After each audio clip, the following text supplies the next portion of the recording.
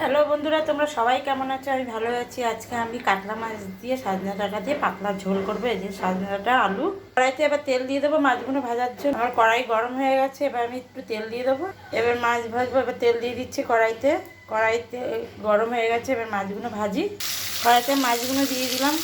আর সবসময় তো আলু দিয়ে ঝোল খাই, কালিয়া করি। আজকে পাতলা ঝোল করবো, এটা দিয়ে ভালো লাগবে। এবার উল্টে পাল্টে দিয়ে এবার উল্টে দিচ্ছি। এই পিঠটা হয়ে এসছে।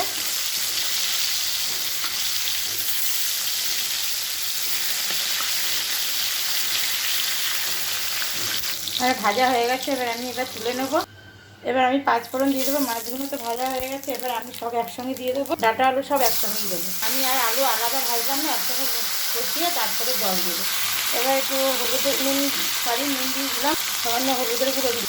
এবারে এগুলোকে ভালো করে ভেজে নিয়ে তারপর জল দেবো। জিরে বাটা আর গোলমরিচ দিয়ে নামিয়ে নেবো। আমার এগুলো সব ভাজা হয়ে গেছে, এবার জল দিয়ে দিচ্ছি। যেহেতু পাতলা ঝোল করবো, ঝোলটা একটু বেশি দেবো। একটু হলুদের গুঁড়ো দিচ্ছি। ঝোল ফুটে গেছে, এবার আমি মাছটা দিয়ে দেবো।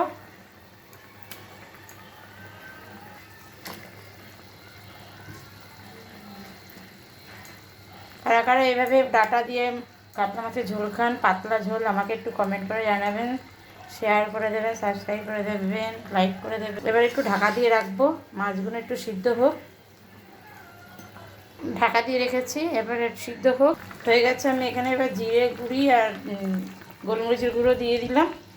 এবার এগুলো দিয়ে ভালো করে ফুটিয়ে এবার নামিয়ে নেব।